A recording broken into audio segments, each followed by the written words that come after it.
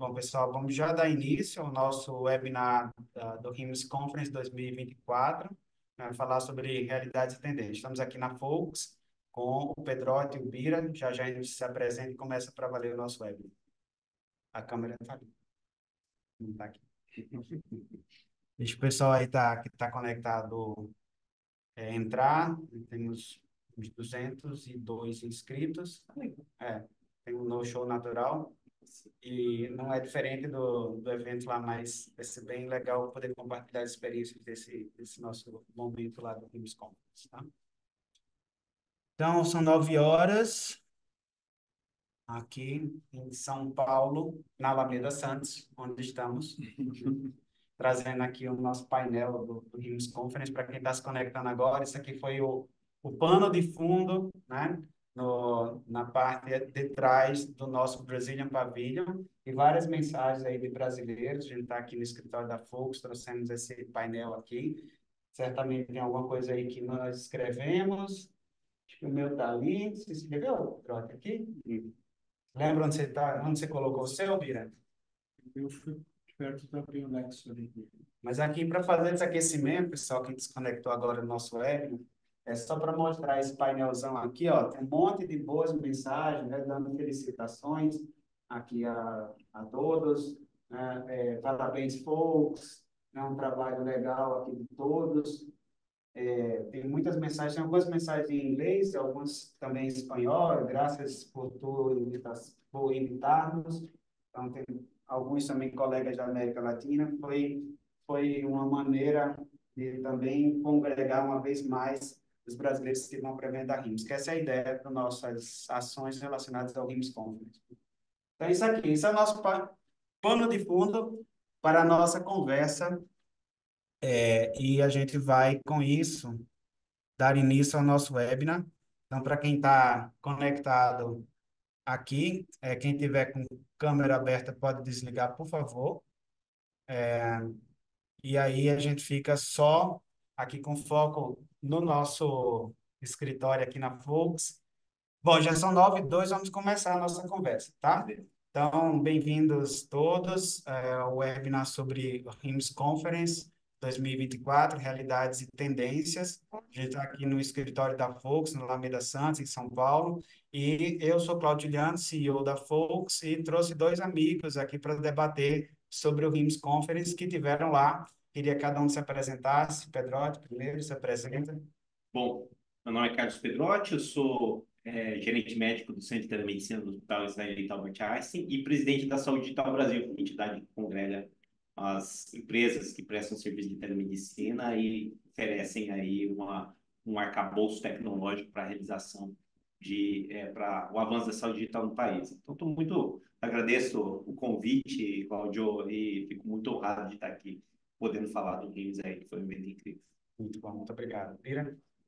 Bom dia, eu sou Miguel Maia, vice-presidente de Produtos e Tecnologia da Bionexo, que é especializada em gestão de suprimentos e ciclo da receita, assim como clínicas de médio e grande porte SaaS. Sem dúvida, vai ser muito bom falar sobre a RIMS, um evento que eu já tive a oportunidade de ir algumas vezes, e na prática debater aqui o que a gente viu como expectativa e o que realmente aconteceu lá. Isso aí. Aproveitando a parte introdutória ainda, se pudesse falar, Pedro, um pouquinho da sua responsabilidade no Einstein, né, os serviços que o Einstein tem. A gente estava falando agora há pouco sobre não só telesaúde, né, mas serviços digitais na área de saúde. Fala um pouquinho o que é que o Einstein está fazendo nessa área. Olha, assim, a gente começou a falar de telesaúde em 2012, muito antes da pandemia. Antes de ser permitido pelo Conselho Federal de Medicina, com toda a ousadia e pioneirismo que valeu muito a pena. Foi muito interessante, porque foi realmente incluindo processos do CFM que circulam até agora. Mas, enfim, em 2016 a gente já estava tentando contato direto com o paciente. Mas um assunto que a gente estava conversando aqui, um pouquinho antes da gente começar, é que há um tempo, a telesaúde, que engloba todos os serviços de telemedicina e todos os profissionais de saúde atendendo à distância, ela era mais isolada. E hoje você percebe que a telesaúde é mais um meio para você oferecer serviços do que um fim em si mesmo. E faz parte de uma série de parâmetros que envolvem tecnologias de comunicação e de gestão em saúde, que envolve monitoramento, envolve comunicação, envolve você ter uma gestão da população, de uma carteira de pacientes, gestão de empresas, e você conseguir entender quais são as prioridades que você precisa dirigir no cuidado da saúde de um paciente, atendendo à experiência dele. Então, acho que essa visão um pouco mais holística do que é saúde digital, é essa tendência que a gente vai acompanhar. E hoje são mais de 20 serviços diferentes, tanto hospitalares, né, que é, por exemplo, teleneurologia, telecardiologia, teleUTI, telenutrição hospitalar, essas coisas todas, até, por exemplo, a telemedicina padrão, que hoje todo mundo conhece, que é você entrar em contato com para situações de baixa complexidade, teleespecialidades, teleinterconsulta, programas com o Ministério da Saúde, e também a parte multiprofissional, psicologia da nutrição, educação física, reabilitação. Então, é um mundo muito grande, né? E eu acho que é uma grande... abrem-se muitas portas para você atingir uma população mais ampla e tudo mais, porque a distância passa a não ser um obstáculo. Exato. Essa é uma grande vantagem da telesaúde, né? O atendimento remoto aumenta a equidade, né? Aumenta o acesso.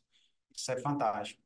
E aí, para dar início aqui à nossa conversa, mais focada na RIMS, né? Muitos me perguntaram antes e durante o evento, né? Também o que é a Focus, né? Aproveitar aqui o momento para compartilhar com vocês que a Focus é uma empresa de consultoria focada na área de saúde e saúde digital. Nós somos um Digital Health Technology Partner da RIMS, oficialmente desde 2014, então são 10 anos de Focus, quase 10 anos como parceiro oficial da RIMS, e todos os hospitais que conquistaram o estágio 6 e 7 na América Latina contaram com o apoio da Focus, seja na parte inicial de avaliação, né, na preparação e o acompanhamento da auditoria. Então, nós temos mais de 70 ciclos de auditoria. Então, esses 70 ciclos incluem preparação, treinamento, discussão de soluções. E a gente foi amadurecendo enquanto empresa e conseguimos, com isso, ter, hoje, um portfólio muito amplo na área de consultoria, focado em 4 verticais, né? A gente atua em mostrar qual é o caminho na saúde digital, então, avaliação de processo, desenho da estratégia digital, passando por executar essa estratégia, né? Montando equipes através de escritórios de transformação digital, certificando aquelas instituições que estão mais avançadas e também fazendo o que a gente fez na RIMS, né? Que é engajar a comunidade numa vertical, que é gerar conhecimento e compartilhar esse conhecimento, algo que a Foco sempre faz através de todas as conexões adquiridas nesses 10 anos, tá? Então, com isso, nós vamos ter a possibilidade de dividir o que a gente aprendeu nos 10 anos e muitos eventos RIMS. Eu fui nos últimos 15 eventos da RIMS, né, nesse nosso trabalho colaborativo, acho que você também, né? O Bira já foi também a muitos. E aí, a gente quer sempre, através dessa última vertical da Focus, compartilhar conhecimento e engajar a comunidade. Eu vou falar um pouquinho disso e depois eu vou passar a palavra também aqui para os nossos amigos comentarem. E vocês que estão online poderão fazer perguntas aqui pelo Q&A do Zoom ou pelo chat, que eu já vou habilitar, tá? E aí a gente vai poder interagir com quem está remoto, também trazendo questões. Mas gostaria de compartilhar aqui alguns slides, só para deixar aqui já algumas mensagens iniciais. Vou trazer aqui um pouquinho para a gente falar sobre a RIMS, Realidades e Tendências. Vou compartilhar a minha tela. E a gente vai falar um pouquinho aqui sobre RIMS 2024, Realidades e Tendências, né? Só para compartilhar algumas informações importantes de vocês, para todos vocês. Esse foi um dos maiores eventos da RIMS de toda a história. Tá? Em Orlando, sempre é feito em Orlando, em Las Vegas, em Chicago, né? Teve uma vez em New Orleans também, quase que não cabia, encheu, assim, acabou a água da cidade, vocês terem ideia. Estava lá, né? E aí cresceu muito e agora só cabe em grandes cidades que tem uma rede hoteleira muito gigante. Por quê? Porque o evento da RIMS, né, são 5 dias, mais de 35 mil participantes de todo mundo. A gente está falando de um evento que tem muitos americanos, obviamente, mas tem uma riqueza de participação internacional muito grande. Muitas pessoas da Europa, da Ásia, da América Latina. Tivemos basicamente uns 500 participantes da América Latina, sendo metade brasileiros, que nos deixa muito felizes, né? Mantendo nossa aí, liderança também na América Latina. Mais de 1.000 empresas estavam expondo no evento. Então, o evento da RIMS, que tem o nome oficial de RIMS Global Conference and Exhibition, esse é o maior evento de saúde digital do mundo. Então, quem não foi, né, não deixe de ir no próximo evento, que vai ser em Las Vegas, no início de março. Tá? Então, vai ser um evento também gigantesco, como todos os anos. O que é que nós fazemos todas as vezes? Nós, há cerca de 8 anos, organizamos o que a gente chama Agenda dos Brazucas, justamente para poder orientar o brasileiro que vai, seja um médico, um CIO, um CEO, uma empresa de tecnologia, para que ele possa aproveitar melhor o evento. E esse ano a gente fez a agenda, tivemos mais de 250 brasileiros no evento em Orlando, tá? 8 empresas numa grande novidade que nós fizemos aqui em conjunto, com 2 grandes apoiadores, né? A Bionexo, aqui representada pelo Birajara, e o Einstein, aqui representado pelo Pedrotti, foram os nossos 2 principais patrocinadores, e várias outras empresas que eu já apresento, que também nos apoiaram e viabilizaram o nosso chamado Brazilian Pavilion. Tá? Foi uma grande realização do Brasil, né, de todos nós. A Focus apenas organizou, né, como o Pedrotti colocou, pegou a ideia, o que é inovar, né? Pegou a ideia e colocou para rodar, tá? Mas foi uma realização conjunta nossa com várias outras empresas e todos os brasileiros que foram na primeira vez na história que nós tivemos o Brazilian Pavilion. Tradicionalmente, nós fazemos um jantar também há 8 anos, chamado Jantar dos Brazucas, que esse ano também bateu o recorde, foram 214 executivos que trabalham na área de saúde digital, foi maravilhoso, um ambiente de confraternização, colaboração, onde tinham hospitais, fornecedores, de todos os tipos, né? Trocando ideias, se confraternizando, celebrando a nossa participação por lá. Tá?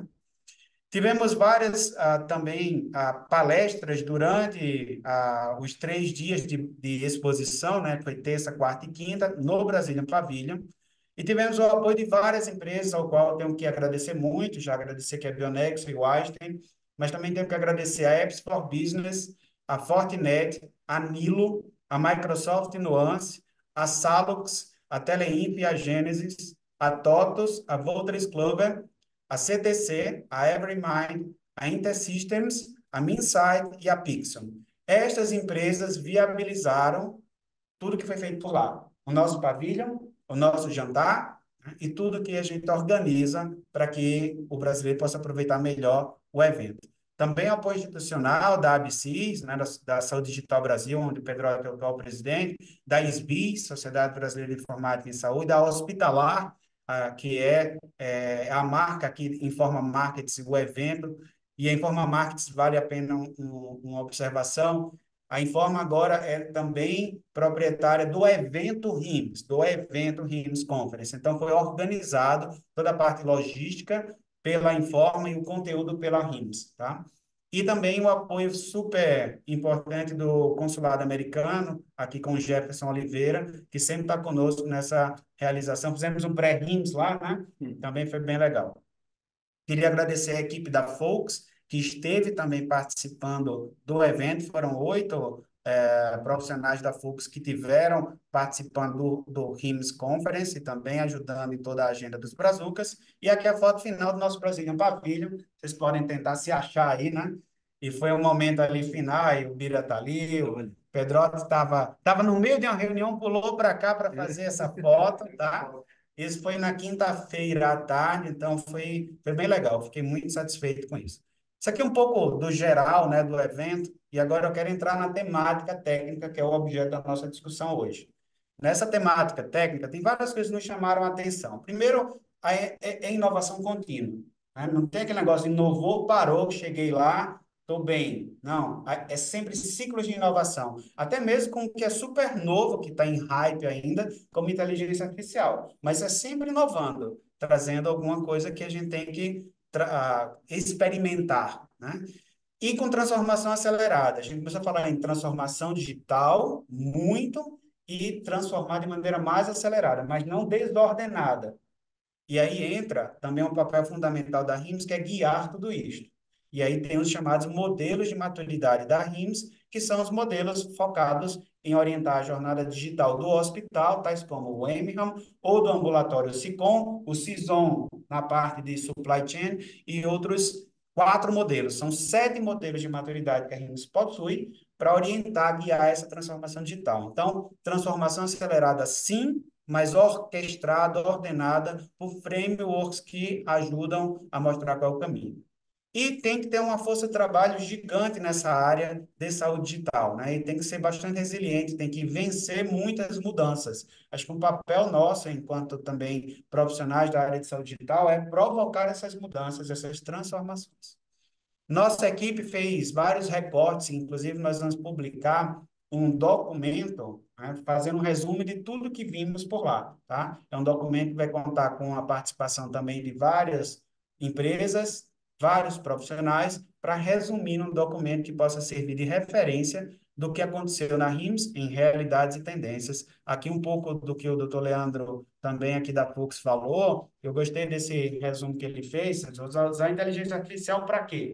Né? Vai usar para resumir a literatura médica, facilitar a vida do médico, que o conhecimento vai dobrando. Antes dobrava a cada 4 anos, eu vi que dobrava agora a cada 2, né? Então dobra muito rapidamente.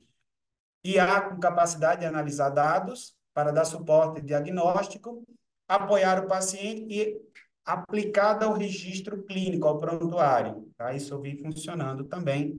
Mas o que eu vi mais legal, eu vou trazer já já para vocês irem pensando, que é IA simples para simplesmente resolver coisas simples.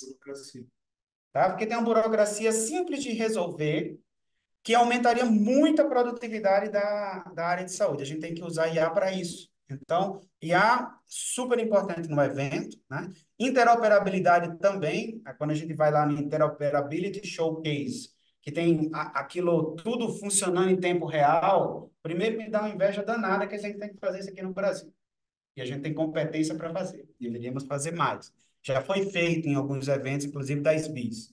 Né? Mas a gente precisa fazer isso, porque mostra que interoperabilidade é fato, já é uma realidade. Já se aprendeu muito de como fazer e como não fazer. E não é um assunto técnico. Tá? Tem um assunto de modelo de negócio, tem um assunto clínico para continuidade do cuidado. Então, se falou muito disso. E o que é mais interessante, sempre a gente vai vendo como a interoperabilidade é inserida, como você está falando em telesaúde, a interoperabilidade é inserida dentro do processo de trabalho. Isso também é super importante.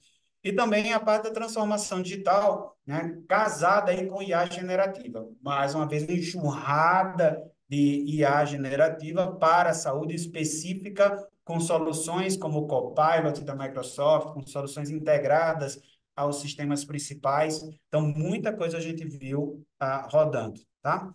Esse era o introdutório, só para fazer um aquecimento, para agradecer a todos que nos ajudaram na agenda dos Brazucas, colocar aqui alguns temas, tais como interoperabilidade, inteligência artificial, transformação acelerada, capacitação da equipe, cibersegurança, que o Bira já fala também, tá? Para que a gente possa ver o que é realidade, o que é fato, né? Já está sendo usado, já tem erros e acertos, e o que ainda é tendência, né? Que a gente vai olhar para frente e ver para onde o mercado está indo. E daí eu quero ouvir vocês, começando aqui pelo Bira, o que é que você viu, Bira, lá, que você pode dizer assim, isso aqui já é uma realidade. Quem não está usando, está atrasado, porque já está disponível, já tem fornecedor oferecendo isso, já tem hospital usando, já errou, já acertou. O que é que você já viu, começando pela realidade? Eu, assim, tem vários temas que a gente viu que a gente já vê na prática, né? Seja na prática clínica ou, eventualmente, no back-office, né? No administrativo. Mas o que mais chamou a atenção foi a parte de segurança, que é de um aspecto mais técnico, mas eu também chego na parte processual. Em determinado momento, a gente sempre achava que estava relacionado à tecnologia apenas, né? Ou seja, colocar ferramentas que protegessem, deixassem os sites disponíveis. Mas a gente percebeu também que tem uma questão cultural, de treinamento de processos, né, relacionados. A gente viu uma das keynotes apresentando um caso de engenharia social, onde ela conseguiu apenas com dados públicos, né? Dados públicos é aquele que a gente coloca no Instagram, com data de nascimento, nome, dentro do Twitter, do Facebook, para quem usa, o WhatsApp, até as mensagens que a gente deixa. Ela apenas com essas informações, ela conseguiu, é óbvio que a pessoa consentiu, né? Ou seja, o que a gente chama do hacker do bem, conseguiu ligar para uma companhia aérea, transferir milhas, conseguiu fazer reserva de assento, se passando como se fosse aquela pessoa. Então, quando a gente pensa no primeiro momento, vale para as nossas instituições, de um prontuário eletrônico, que a gente deixa super prontuário VIP, prontuário protegido, né? A gente tem telesaúde, que a gente faz todos os esquemas e protocolos de uma maneira bem simples, com uma técnica de engenharia social. Eu consigo dizer, ó, o doutor Pedrotti me autorizou a olhar essas informações. E a pessoa manda e vai trocando, e é isso que a gente vê, é uma realidade já, né? Várias instituições que perderam dados super importantes, e dados são sensíveis e prontuário, expostos. A gente viu um case bastante impactante que chamou a atenção, mas isso já não é mais uma novidade, isso é algo que é uma prática. Tanto como uma prática de consultoria para aculturamento nos processos, tanto quanto a disciplina de tecnologia lá com a TI. Né? São dois pilares. E isso não vai apenas, não é um problema apenas lá da TI segurança, é um problema de toda a instituição, desde o board, que a gente acaba, né, nos conselhos, a gente acaba levando pouca informação do que acontece na segurança, e esse é um risco tão grave quanto um risco que a gente tem na parte clínica, um risco tão grave quanto a gente tem na parte administrativa financeira. Então, é isso que eu destaco como algo bastante relevante e que já tem dentro de uma cultura praticada. E um outro aspecto que a gente começou a perceber que já não é mais muito discurso é o que a gente chama de IA, que a gente falou bastante aqui, mas ele é embarcado já dentro das soluções. Então, eu tive a oportunidade de ver, nós tivemos, né, na Microsoft com o Lance, na Epic, com a Apple, e outras soluções que tinham lá, a Cerner também, vários provedores globais colocando o que a gente chama de tecnologia embarcada, que é algo que a gente falou, Pedro, te lembra? No que a gente tinha de expectativa. Então, não é uma tecnologia adicional, é algo dentro do meu dia a dia. Para quê? Eu lembro de uma fala sua, né? Precisa ajudar a resolver burocracia. E realmente isso a gente viu acontecendo. Ou seja, um médico que antes ele laudava, principalmente o radiologista, né, para nuance, que descrevia, agora está dentro do prontuário e com algumas tags. Então, a gente que tinha expectativa, isso dá muita produtividade ali, né? Então, a gente começa a perceber que, é óbvio, que tem a questão da barreira do idioma, né? Desce para o inglês, depois espanhol, português, né? Que é sempre tecnologia, ela, na sua essência, ela é criada em inglês, mas todo mundo, como a gente falou, é uma feira global. E é óbvio que eles entendem que, se eu não me engano, tinha 90 países, né? 89, 90 países. Então, ou seja, todo mundo entende que essa tecnologia precisa é, acomodar o público. Então, segurança e IA embarcado, principalmente no prontuário, é algo que já deixou de ser, num primeiro momento, segurança, algo do futuro, é uma realidade, com casos acontecendo, e a gente viu pela primeira vez o IA embarcado nas plataformas, não estava só nas apresentações, a gente viu dentro das ferramentas. Eu posso falar um pouco mais para frente o que eu imagino que ainda precisa dos próximos passos, né? Mas eu entendo que a gente tá começando a decolar realmente com essa disciplina. Muito bom, Bira. Vai pensando aí o que é que deu errado. Eu já tenho Ele aqui. já tem errado, então, mas vamos primeiro ouvir aqui o Pedrotti do que é que você viu, como o Bira falou. Isso já funciona, já vi rodando isso lá. Olha, um ponto que eu acho interessante, todo mundo que está ouvindo a gente, principalmente quem não foi, né, que tem vontade de ir, é entender o que é o RIMS Conference. Exato. O RIMS Conference é uma grande feira em que você tem mais de 1.000 expositores. É enorme e isso é acompanhado de trilhas educacionais em que você consegue ouvir o que está sendo produzido de ciência e também de inovação, tudo relacionado à saúde digital, com um enfoque maior no trânsito de informação em saúde. Tudo que fala informação em saúde, que vai prontuário, dados, comunicação, interoperabilidade, segurança, tudo que tem relação com o tráfego de informação médica, informação da saúde do paciente. Isso está totalmente inserido no contexto do RIMS. E essa é a premissa, né? E quando você vai para uma feira como essa, você tem vários intuitos. O primeiro pode ser criação de relacionamento comercial, que é um dos grandes potenciais do. E o segundo é você ter inspiração com as tendências do que está acontecendo. Então você tem duas vertentes. Você visita os estandes e vê o que está sendo vendido, quais são os produtos, o que é real, o que tem ali. E você escuta as palestras, os keynotes, para entender os pilotos, o que está sendo visto, o que vai acontecer no futuro. Então são essas duas vertentes diferentes que quando você está lá, você respira essa inovação. Então é até interessante para a gente que visita o RIMS já há algum tempo, alguns anos, e participa e tudo mais, tanto como palestrante, como expositor agora, né? Que é muito interessante. Você, às vezes, se perde um pouco no que é a inovação, que são os pilotos, as coisas que estão sendo demonstradas, as possibilidades, e o que é que está realmente em prática. Exato.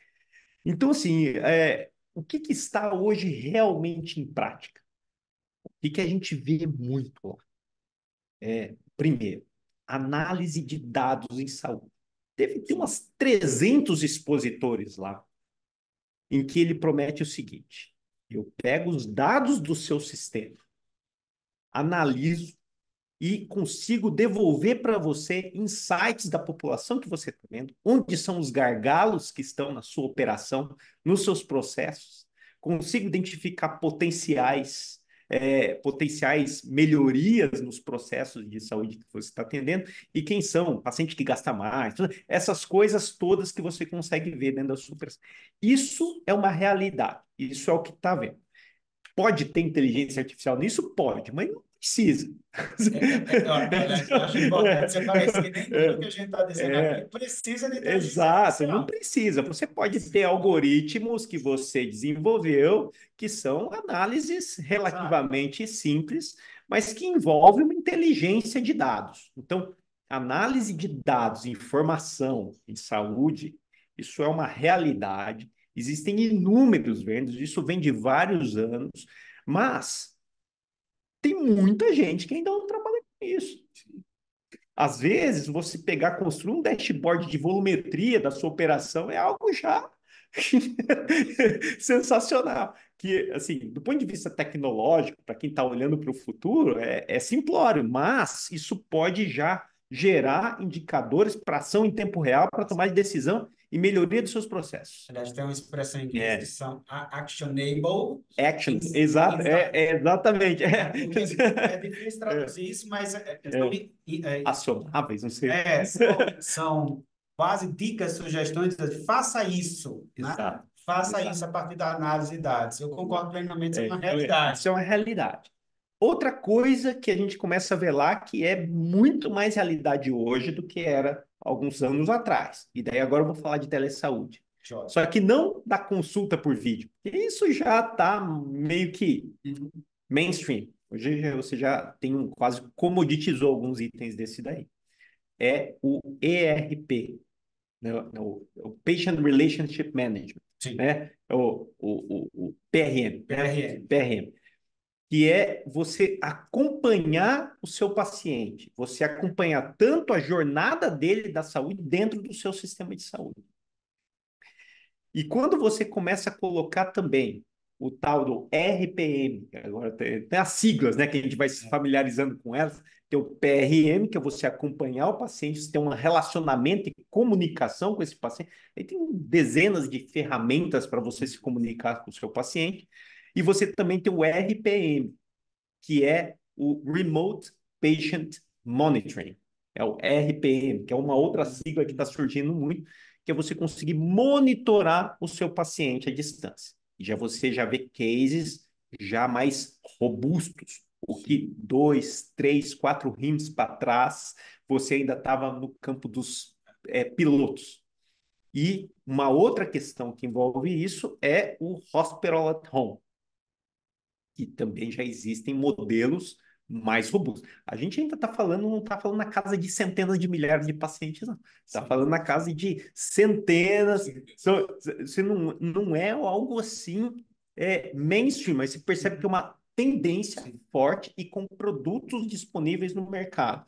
São pequenos monitores, coisas portáteis que você consegue... Assistentes virtuais. virtuais, Tendência, né? essa tendência, mas você... Na realidade, você tem o quê? Dispositivos conectados, que você consegue monitorar um paciente através de uma central e você envia para a residência dele um enfermeiro, uma pessoa, caso tenha alguma intercorrência, ou fazendo parte de um contexto de acompanhamento remoto de pacientes que outrora estariam internados no hospital, Sim.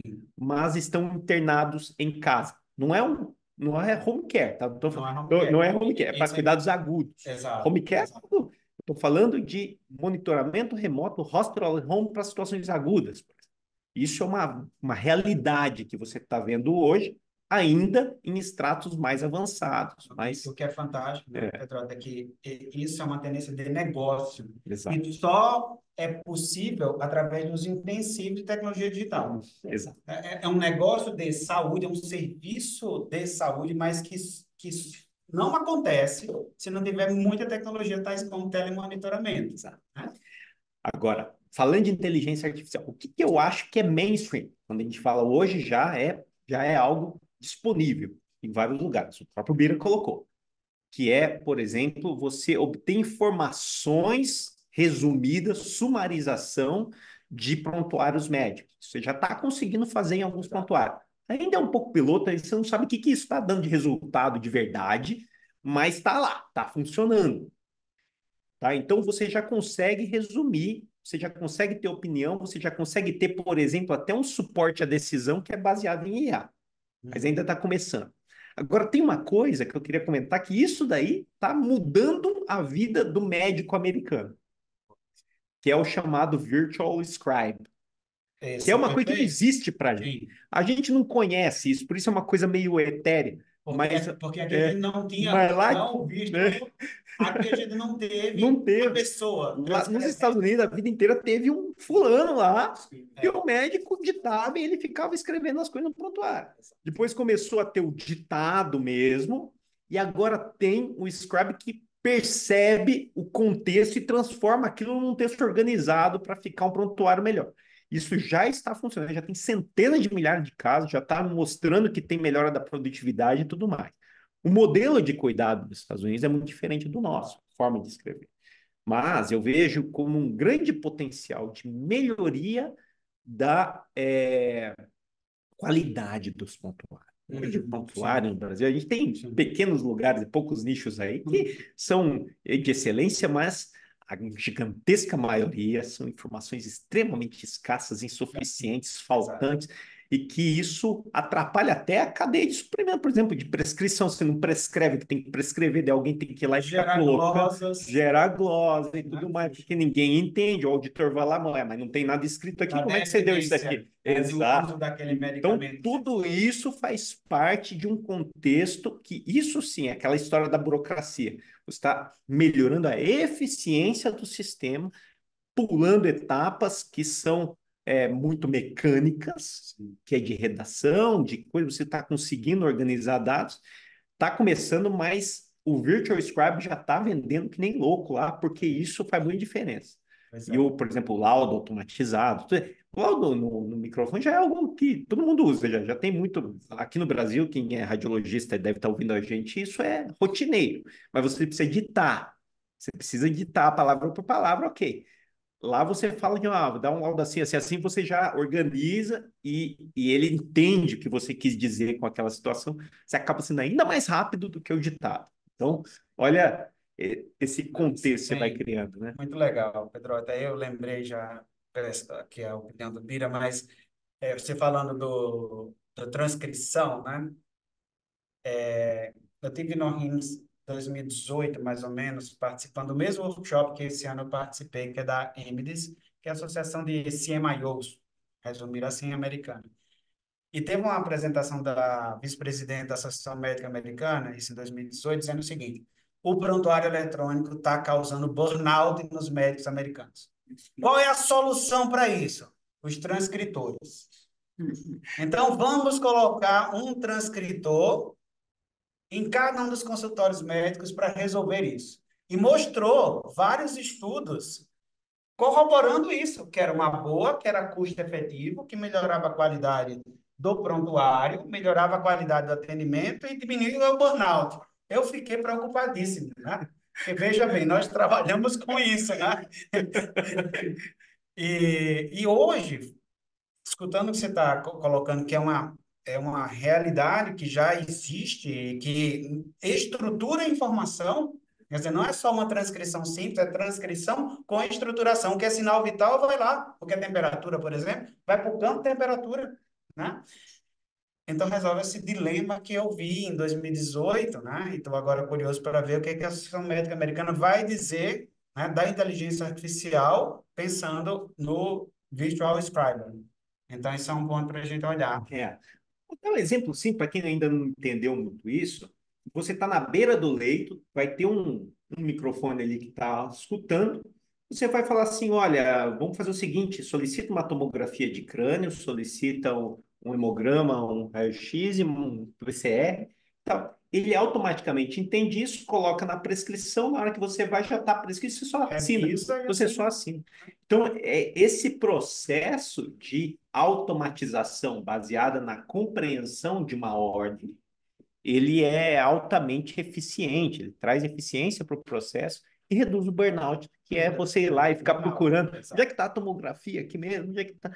Você otimiza o uso, né, Só uma contribuição para essa discussão do prontuário.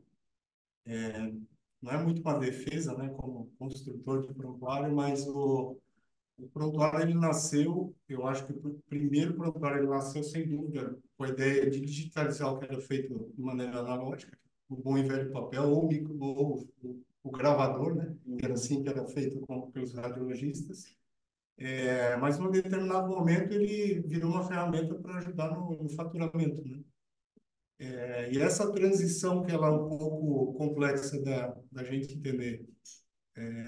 E quando a gente coloca os arquétipos, né, para a lista de problemas, para que a gente consiga chegar num CID e, eventualmente, ir acompanhando os fechos, né, eu acho que o cerne da questão toda está dentro dessa cabeça aí, que a gente consiga desacoplar aquele cuidado, né, a atenção que o médico está dando para o paciente, do sistema que precisa ser feito, né, com o circuito fechado de medicação, que a gente precisava fazer a revisão pela farmácia clínica, e o farmacêutico tinha uma opinião, o médico tinha outra, não era padronizado as drogas que ia usar.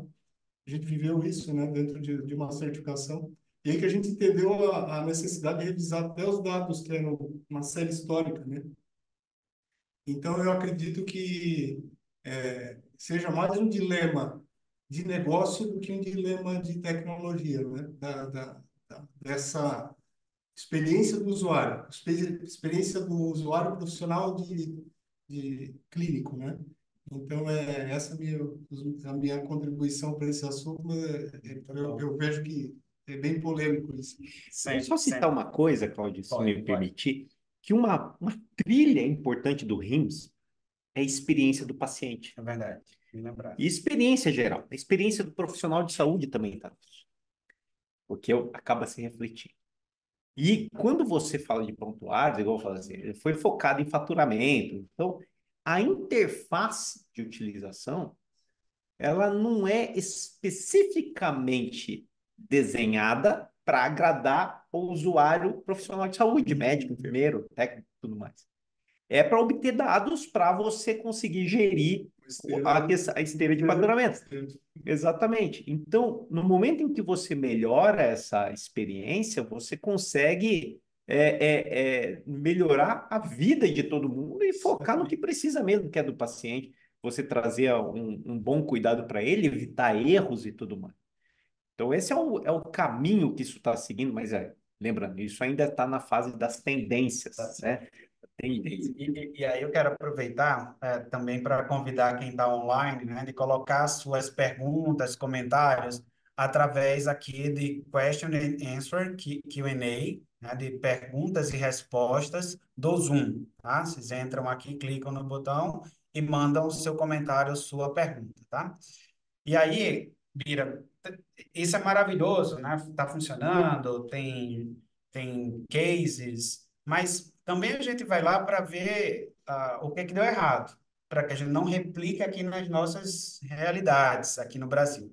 E uma das expectativas que eu tinha era que eu pudesse ver algum estudo que dissesse assim, médico com inteligência artificial é melhor. Geralzão assim, né? E aí eu assisti uma apresentação de um médico que estava fazendo vários estudos na Universidade de Stanford. E ele falou o seguinte, começou a mostrar em etapas, né, para dar o meu exemplo do que a gente não tem certeza ainda se está certo ou não. Assim, a curacidade diagnóstica, tá, em ambiente de consultório, comparando inteligência artificial pura, escutando ali o contexto, é o diagnóstico X, o médico com inteligência artificial, assistido pela inteligência artificial, ou o médico sem nada disso. Né? Quem tem uma melhor acuracidade diagnóstica? Vários estudos já mostravam que a inteligência artificial tem melhor acuracidade, inclusive quando tem diagnósticos diferenciais, aí vem uma vantagem muito grande pela amplitude e a capacidade analítica de dividir os diversos cenários. Então, inteligência artificial continua na dianteira, sozinho. Né? Aí vem, bom, minha grande curiosidade, médico com ou médico sem IA? A diferença do médico com IA é irrelevante. Para minha decepção, fiquei decepcionado. Poxa, porque eu queria que desse pró IA com médico. Então, ainda não é uma certeza, e nisso cabe um monte de estudos para tentar ver como o médico vai usar IA, né, na sua prática clínica. E aí eu queria ouvir de vocês, que isso aqui para mim é quase assim, poxa, está dando errado. Não é tanto assim, mas forçando um pouco a barra, Ibira e Pedrotti, é preciso de parcimônia e fazer o que a gente também ouviu muito por lá, já desde o ano passado, que é uso responsável da inteligência artificial. Tem, aliás, um guia sobre isso, de uma coalizão, né, para falar sobre inteligência artificial e uso responsável. Depois, podia até falar da parceria do Einstein com a Mayo Clinic Platform, que tem a ver com criar massas de dados gigantes para poder validar todo o uso da inteligência artificial. Mas o que é que deu errado? O que é que você viu assim, ó, não faça isso, em cibersegurança, em IA, em interop, nos diversos assuntos. Eu acho que tem dois assuntos assim. Uma é o que não, eu acho que o que deu, eu acho que não deu tão certo. Eu acho que nem, acho que o ponto não é nem que deu errado. E está relacionado ao uso de IA quando a gente espera, assim como você falou, você tinha expectativa de que o IA fosse substituir ali o profissional, tá? Tem uma frase em inglês que é That's not gonna happen. Eu gosto muito, né? Eu acho que a palavra que a Microsoft utiliza até para o seu assistente digital é copiloto. Copiloto é um copiloto, né? Ele está sentado ali do lado para te ajudar. Então, eu acredito que tem vários assuntos que já ajudou a oncologia, tem vários casos aí publicados. Mas eu lembro, falando da própria oncologia, foi a primeira exposição minha com o prontuário oncológico, e isso foi em Brasília, onde eu entendi como funciona, eu precisava entender, porque a gente tinha uma parceria na época com uma empresa de tecnologia, né, X for Oncology. E essa empresa, ela ficou muito famosa aqui durante uma época que resolveria ali o pathway, né, o caminho crítico da oncologia. E quando eu entendi que tinha uma banca que fazia análise para propor um desfecho para aquele tratamento. Eu falei, cara, isso não vai funcionar porque em alguns momentos o convênio não libera aquelas drogas que ele recomenda, precisa judicializar. Em alguns outros casos, a conclusão seria muito parecida com a da banca, nunca superior, né? Então, assim, o que a gente não é que deu errado, mas eu acredito que se a gente tiver expectativa de usar a tecnologia para substituição, a gente já comete um grande erro, né? De um profissional que estudou aí 10 anos no mínimo, né, para estar ali fazendo a sua contribuição. Eu acredito muito na tecnologia como um assistente ali, aquele assistente para a burocracia. Exato. E o que eu vejo que a gente vai perceber ainda para frente é o uso, que o Pedrotti citou e eu concordo bastante, para análise de dados junto com o IA. Então, a gente vai pegar aquilo que a gente tinha lá no BI, o nome antigo era Data Warehouse, que é a mesma coisa, né? A gente só vai trocando os nomes, para a gente combinar essas duas potências, ter o dado e o que fazer com o dado. Para aí sim a gente conseguir referendar estudos para que a gente tome as nossas decisões por consenso, né? Então, o que a gente vai cada vez mais experimentar, e eu acho que isso está muito incipiente ainda, é usar o IA para que consiga ajudar os profissionais de saúde, ou seja, os administrativos ali naquela tomada de decisão mais efetiva. Eu tenho uma base de dados de domínio, foi uma coisa que a gente falou até pré-RIMS, era uma das minhas expectativas, eu não vi isso acontecendo, que a gente consiga pegar esses dados que a gente tem de várias populações, quando a gente fala de saúde populacional, e a gente estudar esses dados, para que a gente consiga, em tempo real, tomar algumas decisões. O que eu quero dizer com decisão? Seja qual o melhor medicamento que foi padronizado, uma droga, que a gente deva recomendar, tomar em tempo de voo isso, não através de um relatório, depois de D+1, de uma reunião gerencial, se a gente conseguir ali em tempo de execução, conseguir tomar essas decisões, ou em algum outro momento a gente referendar um estudo. Então, quando a gente olha os dados que a gente tem, os nossos analytics, mais essa capacidade de fazer esses resumos, eu acredito que a gente está muito distante. Então, é isso uma das coisas que não funcionou e a gente não conseguiu ver isso, pelo menos eu não consegui ver na prática. Pedro, eu queria Não, comentar uma coisa para ajudar isso. eu vou confirmar, né, as coisas que o Bira colocou, e um dos pontos interessantes, né, que eu gosto sempre de falar e que ainda está dando errado, sabe que as coisas podem evoluir muito O rápido. que está falando agora não pode ser uma Pode ser uma verdade. verdade daqui a meses, né? Exato. Mas o que eu tô vendo que está dando errado? Muita gente falando, igual você comentou, a inteligência artificial é melhor que o médico. Só que isso é testado em cases, né? Em casos, em texto, Sim. né? Isso é testado em textos, que são pré-formatados e a inteligência foi testada. Ela foi treinada em textos assim, um ambiente controlado. Quando você pega um paciente de verdade, falando de um jeito, você ainda vai ter um pronto-socorro com atenção, em que você tem, ele quer te guiar para as coisas pré-concebidas dele, você precisa, de uma forma mais astuta, dividir, separar o que o paciente está dizendo que é pré-concebido e você conseguir contornar isso. Isso exige uma inteligência multimodal, que envolve a percepção da fisionomia do paciente. Tem uns estudos bem antigos, 81, mais ou menos, um cara chamado Mehrabian, se eu não me engano, que ele falava de o que compõe a comunicação. A comunicação, ela é o texto, né? O texto corresponde a 8%, a tonalidade de voz mais uns 15, 20, e o resto é vídeo, né? Então, o resto é a expressão facial, que é o que compõe a totalidade da comunicação. Então, vou dar um exemplo. Você pergunta, você está com falta de ar? Tô. Você está com falta de... Nossa, tô.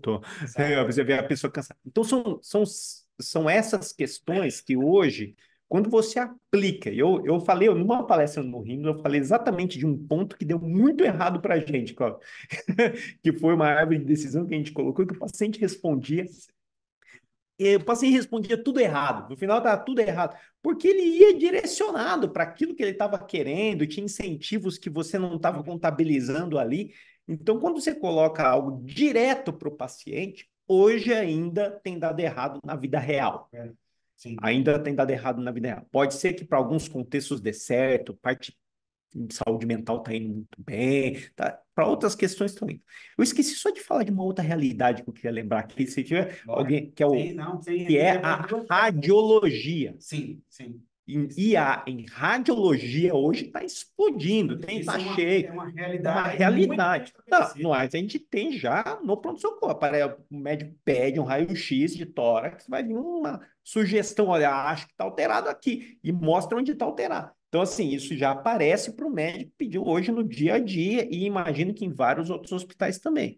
Já existem medidas radiológicas de ultrassom, de tomografia, de ressonância, medidas são totalmente automatizadas, e isso graças à inteligência artificial aplicada à imagem, e isso está evoluindo muito rápido, é uma realidade. A gente não fala aqui porque não faz parte do contexto geral da população. Talvez, Pro mas médico, eu tenho um ponto nisso, quer dizer, pensando em inteligência artificial e tempo de maturidade para isso. Quer dizer, Exato. inteligência artificial para análise de imagens foi uma das primeiras aplicações. Exato. Antes de falar de De IA generativa, generativa, exato. né, já tinha imagens sendo analisadas e já eram imagens nativamente digitais, então estou falando de bits e bytes, que afinal, como uma frase que eu ouvi também lá na RIMS, diz assim, AI, it's not magic, it's math.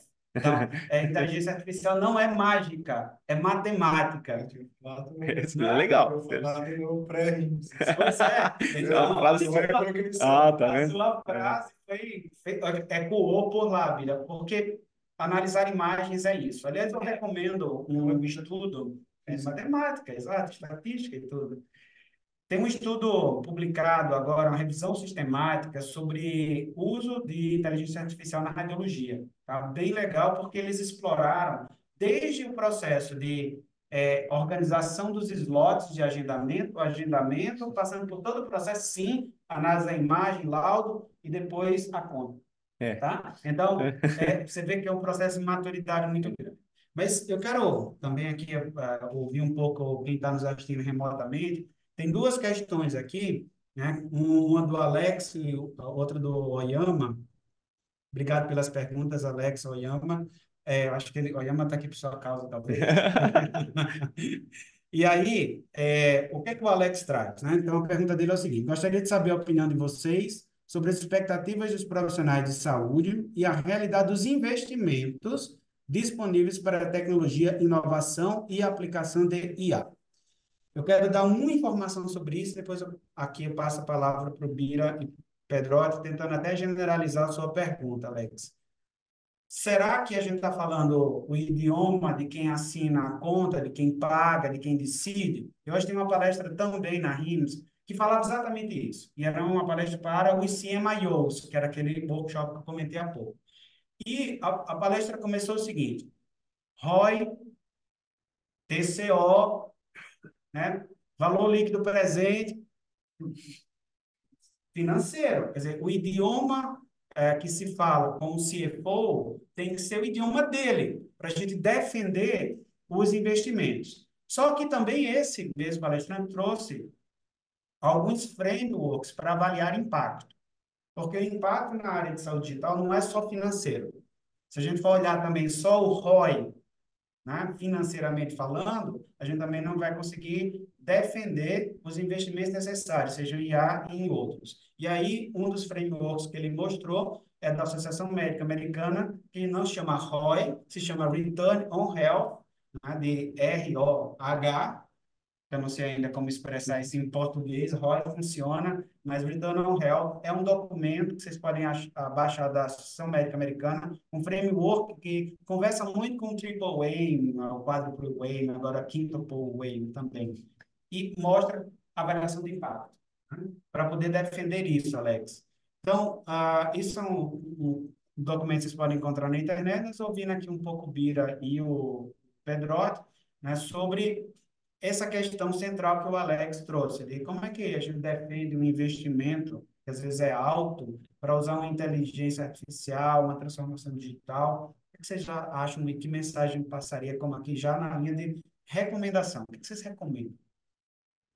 Bom, Alex, eu vejo que, como todo CFO aqui indo na linha do cloud, né, ou a gente vê que esse investimento ele traz um retorno, ou ele vai mitigar um risco. Acho que seriam as duas primeiras recomendações. Um risco é um risco de um erro médico, um erro da operação administrativa. E a gente tem que avaliar toda a tecnologia que ela inaugura um novo ciclo, né? O IA, principalmente a NLP, é uma disciplina bem antiga na computação, né? Não é algo de agora, né? Agora ela ficou mais popular para a pessoa física, né? É algo que a gente experimenta nessas ondas. Se a gente fizer uma analogia com um sistema tive a oportunidade de dirigir um carro nessa RIMS aí, eu acho que foi o meu maior feito. Ele era autônomo, né? Ele estava lá, ir para lá. É um negócio que eu sempre quis fazer. É óbvio que fiz alguns cursos pelo YouTube e consegui executar a missão de andar 370 quilômetros, indo e voltando, e o carro foi, voltando. Dizia onde tinha um posto para reabastecer. Mas essa tecnologia, se a gente fizer um paralelo com essa inovação que a gente está falando, isso é IA, certo? Eu consegui ler a estrada, ver os buracos, ver o carro, ver enxergar as placas. Isso é IA. Fazer uma analogia muito parecida próxima para a saúde. Só que essa tecnologia está disponível numa única marca, né? E para ela descer os nossos carros aqui do dia a dia, tanto o sistema de transporte, ônibus, caminhão, a gente tornaria essa condução muito mais segura. Eu tenho certeza, se eu não me engano, o número é 400 mil mortes, é isso, ano de acidentes de trânsito. Certamente, se a gente fizesse um retorno sobre o investimento, teria aí facilmente uma adoção. Então, a analogia que eu quis fazer ou a gente vai fazer esse investimento porque a gente vai ter um retorno financeiro, eu vou aumentar minha receita, ou eu vou mitigar um risco. Então, eu iria por essas linhas e tentando sempre fazer essas analogias, né? A gente, às vezes, quer ser um early adopter, é importante para a marca, para a instituição, dizer, olha, nós somos a primeira instituição que aposta dentro dessa tecnologia para radiologia. Por quê? Porque não vai ter investimento, não vai mitigar tanto risco, mas eu quero passar essa imagem de inovação para atrair aquela minha população que frequenta a minha instituição, ou num outro momento a gente se concentrar nessas questões aí, risco e retorno financeiro. Muito bom. Comenta rapidinho sobre Não, isso, isso depois é eu vou bem passar outra rápido, é bem pergunta. rápido. Eu vou dar só comentar isso com um exemplo, né? Assim, primeiro que precisa tomar cuidado quando alguém fala que tem uma solução de inteligência artificial, né? Isso tem que tomar cuidado para ver o que que ele está resolvendo e como ele resolve.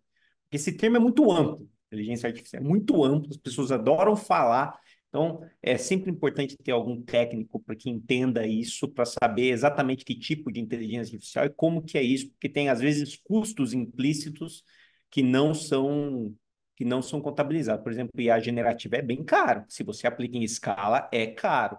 Então, não é bobeira você falar, vou ver 300 mil prontuários aqui por mês. Isso vai ter um custo implícito do uso, que não é só da tecnologia do algoritmo, mas também para você utilizar, que é bem avançado.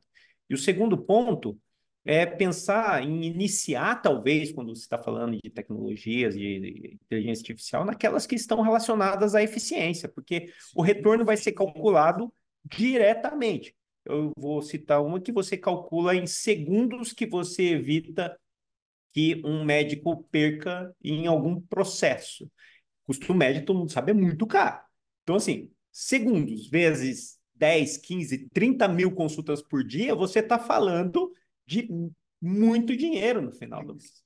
Exatamente. Então, você perde segundos aqui que podem ser muito preciosos. Então, essa conta que tem que ser feita quando você fala de eficiência, no que você vai conseguir economizar aqui e direcionar lá e ser mais eficiente no seu trabalho. Isso é muito importante. Por isso que assim, acho que toda a análise de projeto de saúde digital ela tem que ser multidimensional. que, aliás, é um dos requisitos do modelo da RIMS para você ser estágio sério, é mostrar a capacidade do hospital e conseguir entender que aquele projeto tem um impacto operacional, por exemplo, ganho de eficiência, um impacto assistencial, por exemplo, reduzir erro médico, Uhum. e financeiro, né? Melhorar a glosa ou aumentar a receita. Então, isso é efetivamente. Eu tenho uma contribuição adicional que é algo que eu acho que é bem bacana, principalmente para os CIOs que estão acompanhando a gente aqui, é garantir que essa solução de IA, que a Flávia comentou, ela tenha o que a gente chama de caixa preta. O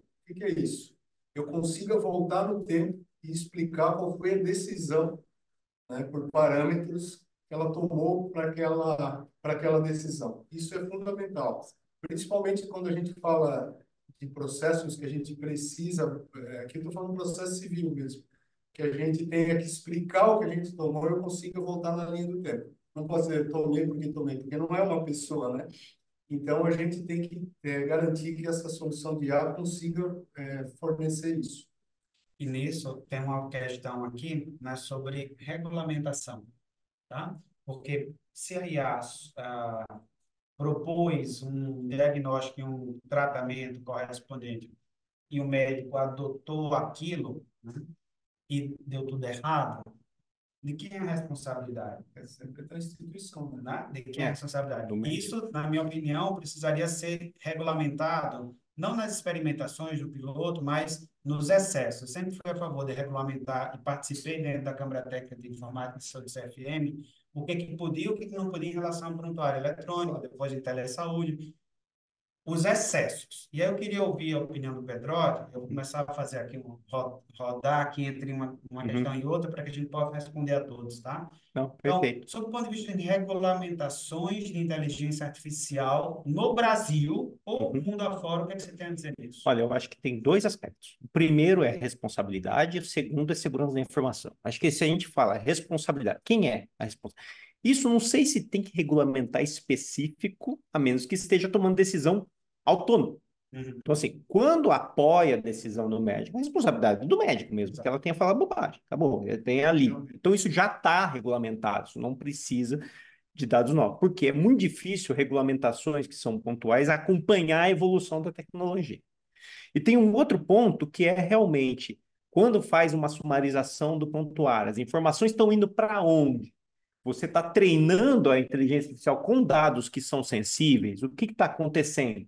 Então você tem que ter certeza de que as soluções estão, por exemplo, não estão expondo dados sensíveis dos seus pacientes. Porque se vazar, já temos a LGPD aí que pode te complicar.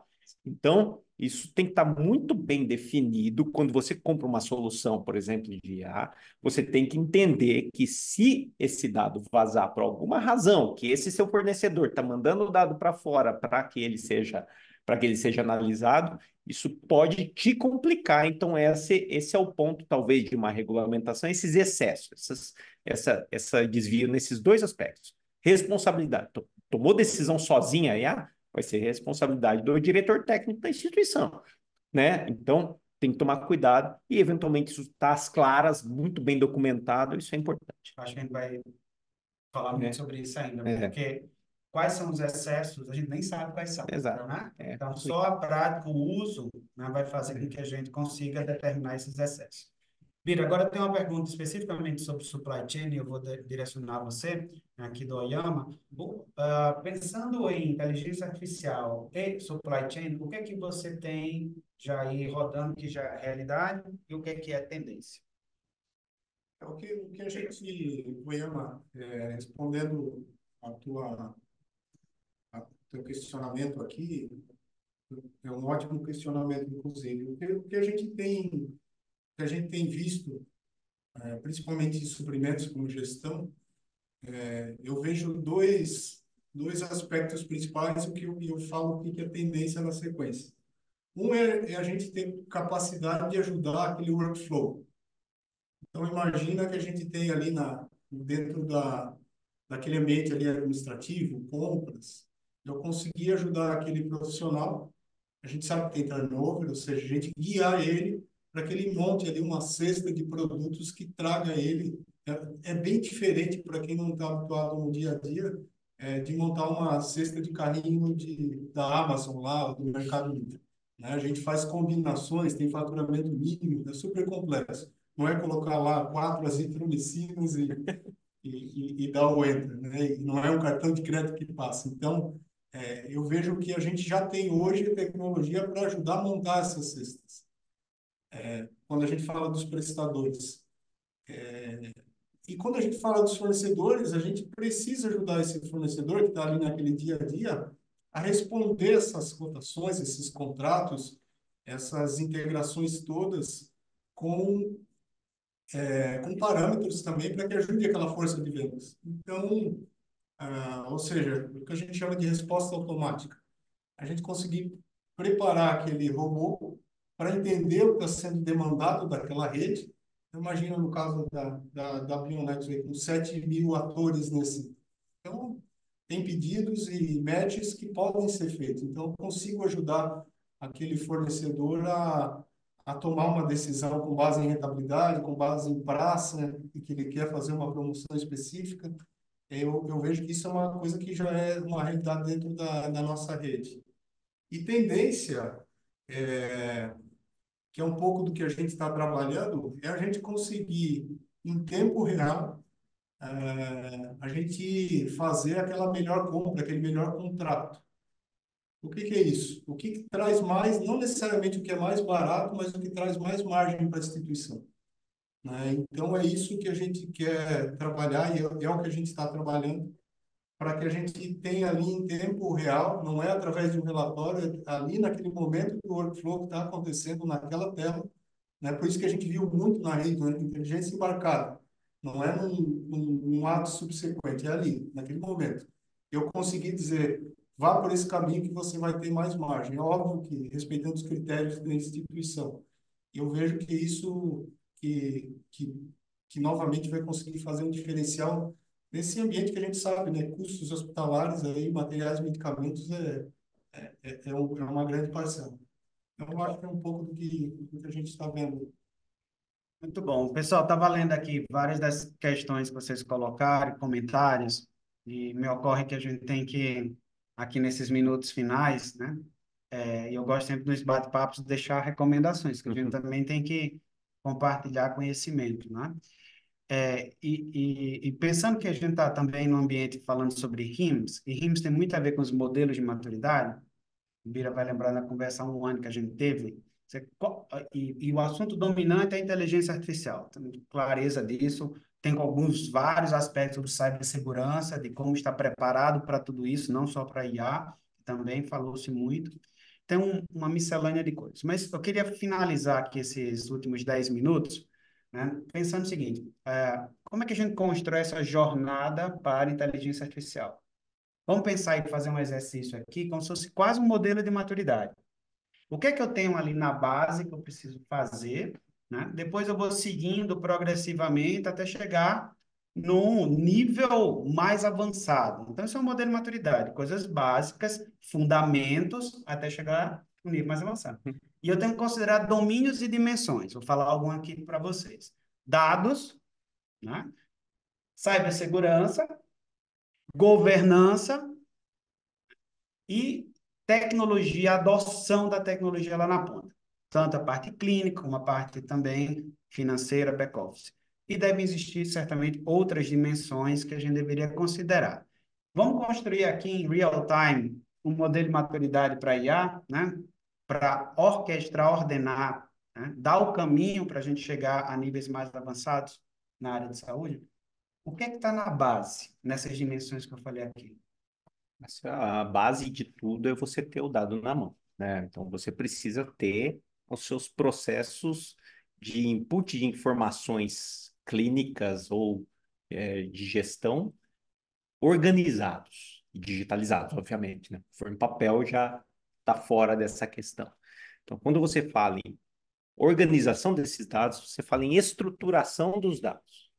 Os dados, eles precisam estar organizados e disponíveis. Porque tem muita gente que tem prontuário. Ok, prontuário eletrônico. Então, você consegue acessar essa informação? Esse é um, você consegue acessar, você consegue entrar e baixar, saber naquele momento quantos CID F41 você teve no ano de 2023? Você consegue acessar isso e saber quem são, qual que é a demografia dessa pessoa? Você consegue. Então, essa é a primeira coisa. Acesso à informação. Bom, digitalização da informação, acho que é a base total. Digitalização. Um pouquinho acima é disponibilização. Eu falaria assim. Mesma coisa para os itens de faturamento e de tudo, eu acho que o Bira vai saber falar melhor. Mas eu acho que do ponto de vista clínico, é isso. Tá digitalizado e um pouquinho acima disponível. Muito bom. Biro, o que é que está na base aí em outras dimensões? Eu acho que, pensando assim, eu sou um CIO de uma grande instituição. Eu iria lançar mão de consultorias como a Focus, para que ela fizesse um assessment na área patrocinado, para que a gente veja esse nível de maturidade. Por que eu falo isso, Cláudio e Pedrotti? Porque a gente às vezes fica achando que a gente fica muito baseado. Eu tenho um pouco de experiência, tanto da parte do RIS, do EMR e agora de Supply e ERP era a minha experiência pregressa. Então, acho que eu consegui fechar a cadeia. Mas a gente fica falando vou dar um exemplo de suprimentos, né? Em alguns casos não tem solução nenhuma. Eu continuo fazendo aquelas minhas cotações por telefone, grandes instituições. Não faço planejamento. Eu não tenho OPME dentro de uma jornada digital. Eu não estou falando de marca A, B, C. O mercado pode fazer o software selection que achar melhor. Mas eu estou falando de ter a informação digital. Quando a gente fala do prontuário, a gente fala de IA, mas é uma realidade, principalmente no Brasil, a América Latina é um pouco para trás, né? Mas a gente não tem o prontuário em todas as instituições, né? Incrível que pareça, né? Então, se eu não tenho essa jornada digital, esse nível de maturidade, por isso que quando eu entendi o que era o RINS, o estágio 7, na verdade a gente evoluía as várias áreas, né? A gente não falou aqui de laboratório, a gente não falou de diagnóstico de imagem, né? Tem muita coisa dentro de uma instituição, né? Que vai desde aquela recepção, quando a gente digita o CPF, eu tive domingo no Einstein lá, depois de uma corrida, eu não me senti bem, eu fui lá verificar, vou lá olhar para o prontuário. Daí eu passei na recepção, daí depois eu tive o pronto atendimento, e a gente percebe isso, né? Então, assim, o aconselhamento para o CIO é fazer essa jornada, pessoa física mesmo, entender como é que funciona. Isso vale para as várias áreas que a gente tem ali dentro. E vocês vão perceber que é muito natural que eu só consigo colocar essa ferramenta se eu customizar, né? E o custo de ter o dado e não ter o dado, vocês vão ver que é muito desprezível no sentido de, às vezes, vale a pena você já ter informação, começar a trabalhar de uma base e na sequência, fazer o incremental. Então, para essa próxima revolução que vem a caminho, que eu acredito que está relacionado com dados e IA, que é um pouco fechando aí a experiência, eu acredito que essa base digital ela precisa estar implementada. Então, é isso que eu acredito. Eu quero aproveitar os outros minutos para terminar esse modelo de maturidade com vocês, tá? Vamos lá. Então, vamos lá. Na base, eu tenho dados, né? Dados, informações, diversas fontes de informação, que são clínicas, operacionais. Aí eu venho para o meio aqui. O que está no meio? Por exemplo, eu acho que está no meio já aqui a estruturação da governança dos projetos de IA, que vai engajar lideranças médicas da instituição, garantir que as soluções que estão sendo selecionadas, tem a ver com o comentário aqui no chat, são soluções de IA e que foram validadas, a tal da caixa preta, eu consigo ver, igual o Nutrition Facts que tem lá, né? Tem glúten, né? Então, eu tenho que estabelecer uma governança nisso para garantir o uso responsável e o engajamento. O que é que está no meio mais para vocês aqui? Eu acho que ainda entre uma etapa e outra, você ter uma integração dos diversos sistemas que você tem. Perfeito. Porque assim é muito comum, né, em todos os sistemas de saúde em geral, você ter sistemas legados e sistemas que são não integrados. Você tem o prontuário eletrônico, você tem a farmácia, você tem o laboratório, você tem o Pax, você tem o... e se uma coisa não conversar com a outra, dificilmente você vai ter aplicações adequadas de IA que conseguem ver a jornada como um todo. Eu acho que interoperabilidade interna, antes de externa, antes da externa. E vamos pegar a externa e difícil. já deixar aqui em cima. Deixa em cima. Porque eu acho que lá em cima, aqui no nível mais avançado, É. dados externos à instituição devem fazer parte de toda a análise do contexto do paciente, tais como dados vindos em redes sociais, inclusive. Aí. Quem mais está aqui no meio, Pira? Eu acredito que a gente tem que lembrar sempre da infraestrutura, Boa. né? Que ela seja escalável, né? Para suportar essa grande massa de dados, e a gente precisa adotar a segurança também. A gente não pode esquecer, né? A gente falou de processos, aí depois a gente falou das plataformas, segurança e infraestrutura, né? Eu acho que esse algo precisa estar presente. Posso acrescentar um? Deve. No meio, embaixo, em cima. Qualidade do dado. Qualidade do dados. Porque senão você tem garbage in, garbage out. Se o que está entrando nos seus algoritmos está ruim, vai sair. Então, você tem que ter uma curadoria realmente da qualidade da informação que vai abastecer os seus algoritmos. Perfeito, Senão, perfeito. Eu acho vai ser. fantástico. Isso eu empacotaria no bloquinho governança de dados Exato. específico para isso. E eu lembrei aqui no meio também, comecei a falar de engajamento, mas acho que treinamento e capacitação de quem vai usar é fundamental, né? Para que a gente possa garantir que tenha o uso adequado, né, do que está sendo pensado. Agora, vamos terminar pensando o que é que está aqui em cima. A gente vai preparando a base. Dado, infraestrutura, segurança, governança, qualidade da informação, os algoritmos olhando todos os dados de todos os sistemas disponíveis internos. O que está aqui em cima? Que tecnologias agora, diz assim, bom, agora é a hora de plantar da base, eu consigo usar com tranquilidade. Exemplo mais óbvio, IA generativa.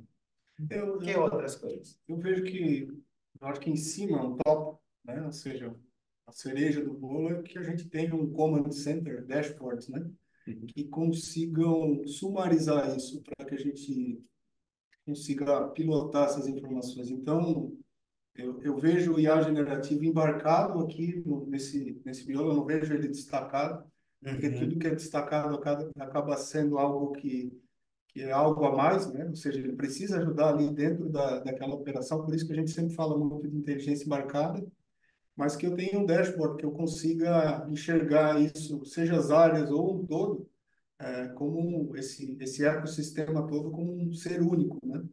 Então, eu vejo um centro de comandos aí, seja serviço ou seja tecnologia, mas que apoia aquela gestão, né?